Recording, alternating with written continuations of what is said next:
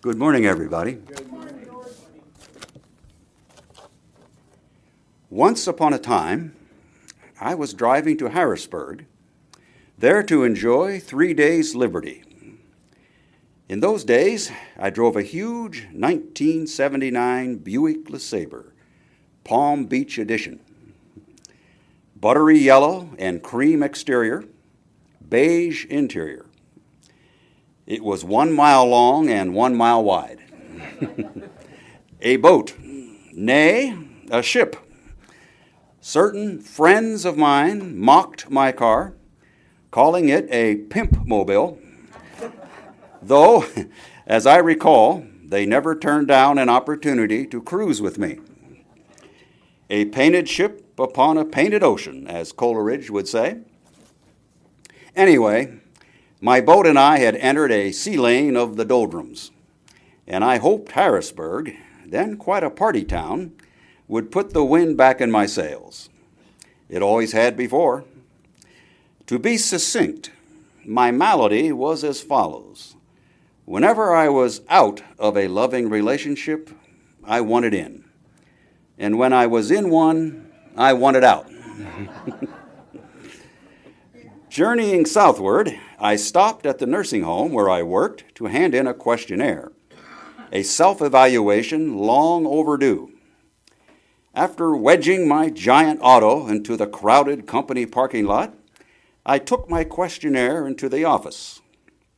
On the porch, I passed an old woman sitting on one of our spacious benches. Though it was a warm summer afternoon, she wore a large camel's hair coat, a green scarf, large sunglasses, and an aggressive-looking beret. Once inside, I asked a nurse who the old woman was. I was told she was a friend of Helen's. Helen was a resident who had just passed away earlier that day. The old woman had stayed with her all morning. When I left the office, she was still on the porch. She stopped me. Eyeing my vast Buick, she asked me impishly, "Were you in Cuba?" Ever sensitive to taunts about my car, I knew exactly what she was implying. She was hinting my Buick resembled one of those large clunkers coughing and clattering on Cuban streets, leftovers from the dictator Batista's era. I endured her jibe with a frozen smile. "Sit down," she implored, "and talk to an old Jew." Although antsy about finishing my errands and speeding off to Harrisburg, I agreed to join her. Perhaps it was her thick East European accent, Russian as it turned out. I extended my condolences. She thanked me and said her name was Lydia. "I'm 95 and still alive," she announced half-heartedly. Helen was my last friend from the old days. I had no idea she was dying when we came to visit. She was such fun to travel with. Now I have no one to be mischievous with. Relaxing more on the comfortable bench, Lydia grew wistful. "I sometimes vacationed in Cuba. I had a cottage in a plush Havana suburb called Miramar. Down the street from me was El Colegio La Salle de Miramar, a Catholic boys' school and the finest primary school in Cuba. Batista sent his sons together with a dozen bodyguards. I knew a teacher there, Brother Alejandro. One day I told him I was curious about something. Original sin. Was it believable? He chortled and said, "Senora, here's what I tell my boys. Just look around you. It is the most obvious of facts. Everybody sins." Or, I say, "Boys, read St. Augustine. Ecce unde, behold the place," that great saint advised, if you want proof of original sin. Augustine meant, Look at your penis, that snake dangling between your legs. Does it not have a mind of its own? It cannot be controlled by reason. Behold the place, boys, ecce unde. But don't behold it too much, and certainly don't hold it for too long after you're done peeing. Lydia cackled. I said, Brother Alejandro's serpentine teaching had the ring of truth. She nodded, but informed me Helen would have reminded him that trying to cram life into our notions of it is akin to wrestling a dozing anaconda into a birdcage. By the way, Brother Alejandro told me Augustine considered the embrace of a woman to be sordid, filthy, and horrible. I'll never understand Christians. Having depleted, presumably, all reptilian imagery, Lydia revealed she was a retired private tutor of French and Russian. Only recently an American citizen, she had lived and taught, when she felt like it, in Canada. Now Canada's too cold for me. Old bones in an old body. I'm going to live in Florida, near the pink flamingos. My traveling days are over. I shall write stinging letters to Florida editors, play canasta, and learn new songs to sing.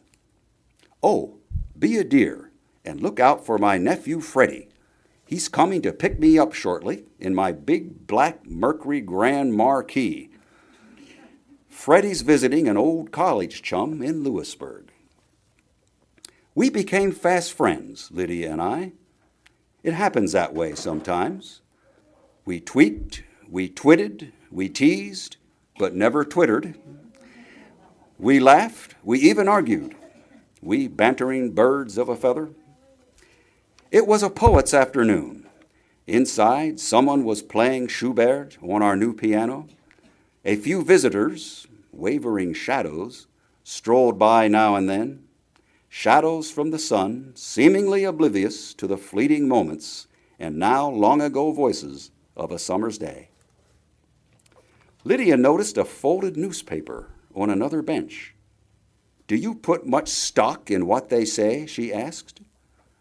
Before I could unravel my opinion, she blurted, Here, read this. It will disabuse you of trusting any of them. Whereupon, from a large coat pocket, she produced a yellowed clipping. It was a Canadian newspaper's apology and correction. Quote, instead of being arrested, as we stated, for kicking his wife down a flight of stairs and hurling a lighted kerosene lamp after her, Reverend James P. Wellman died, unmarried, 4 years ago. Lydia smirked. So much for history on the run. Keep it, she exclaimed when I offered to return her clipping. I'm glad I copied it down in one of my notebooks. That wrinkled old newspaper clipping soon crumbled into butterfly dust, thereby rescuing poor Reverend Wellman from the confines of human error and granting him dignity, the dignity of oblivion. Such jolly chums were we, I decided to shake my doldrums with her and share them with her, a decision which almost proved to be our undoing. Moaning and groaning, I told her that, given my nature, I probably would never marry or have a mature relationship with anyone. She fumed. Oh, boo-hoo. You're not cut out for those things. You probably suffer from Venus envy. You do have the necessary absurdity to be a husband, but you would be far happier as a gigolo. Lydia left me gasping, pinioned between a wince and a touch of the vapors. There is no stronger medicine than learning what others really think of you. To be charitable, she did forecast my choice of bachelorhood, the least terrible option for my lifestyle, but I already knew it in my heart. I had stayed too long at the fair. Lydia, the intrepid juggernaut, rolled on. I married back in the 20s, she said. It lasted 2 years. 2 years of pernicious nausea. He was a musician. You know how they are. And poets are worse. I vowed never to marry again. A civilized person needs more time to be alone. Still reeling from her suggestion for my career path, I thought I heard her rendering a poem, a recitation at age 95. Indeed, she was. In the last year, I have learned how few men are worth my trust.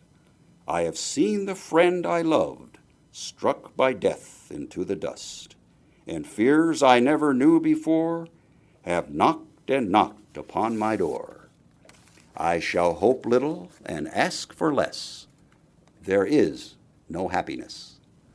I have grown wise at last, but how can I hide the gleam on the willow bough, or keep the fragrance out of the rain, now that April is here again? When maples stand in a haze of fire, what can I say to the old desire? What shall I do with the joy in me that is born out of agony? The poem, Red Maples, is by Sarah Teasdale. But I was smarting blood from my Abdra Amigo's prior ambush and called her a babbling babushka. I regretted it as soon as the words issued from my lips. I apologized promptly. She was noticeably taken aback by my discourteous remark, but then she took a few shallow breaths and rallied. You had to admire her. She was the embodiment of the old English platitude, keep calm and carry on. And carry on she did. I didn't escape Tsarist Russia to be miserable. We fled Russia with a pack of Cossacks on our heels. Yet another pogrom. I was just a girl. My father was a goldsmith and a jeweler. He squirreled away mountains of money in a London bank, right under the Tsar's nose. Believe me, it wasn't easy. Tsar Nicholas was distressed by Christ killers in his domain. But I've always felt like an exile, at home nowhere. I'm like Santayana, just a guest of my host, the world. He chose Rome for his final years. I'll settle for Sarasota. After her communion with Santayana, Lydia asked a disgruntled me an odd question. Do you remember Tallulah Bankhead?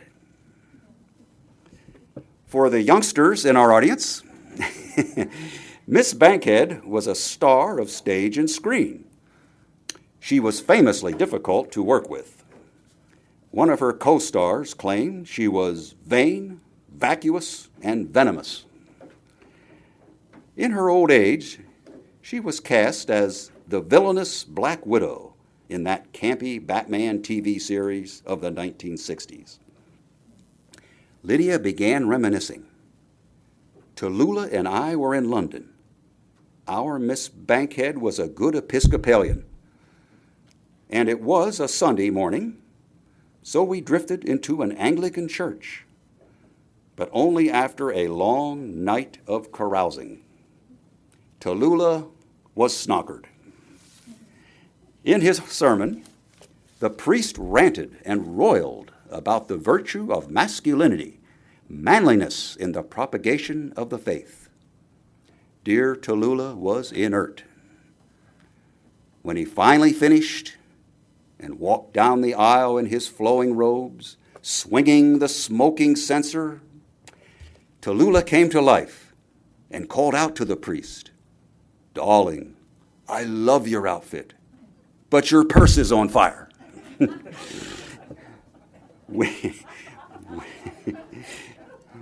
We were jolly again. I was hoping for more tales of Tallulah when out of the corner of my eye, I saw a big black Mercury Grand Marquis creeping into the parking lot. A chill came over me as I realized our time together had ended. While Freddie was parking the car, Lydia took my hand and declared, "You must not let public opinion deter you. It is a fraud. All you need to be is just who you are, which nobody else can be." My muse had spoken. The torch had been passed. I cannot believe this brief encounter with this blithe spirit happened over 30 years ago. It seems a dream, a midsummer's afternoon dream. Lydia and I were good for each other. She was grieving, and I was pouting. When we parted, we both were more buoyant. Why did she choose to memorize a poem by one of America's most tragic poets? If I may be so bold, I would say because the poem spoke to what I call a red maple sensibility. The idea that our lasting joys and wisdom somehow emerge from the agonies of life. The alluring red maple weathers many natural challenges and changes of season, all of which are embedded in its eventual beauty. Lydia's midnight blue Russian soul understood that above all else. Before she and Freddie vanished into sunshine on their way to the realm of the pink flamingo, I asked Lydia if I would ever see her again. She replied, "Why, yes, when it snows in Havana." Let's see. I'll say let us say the extinguishing the chalice in unison. One should discipline oneself in the spirit of autumn and live with others in the spirit of spring.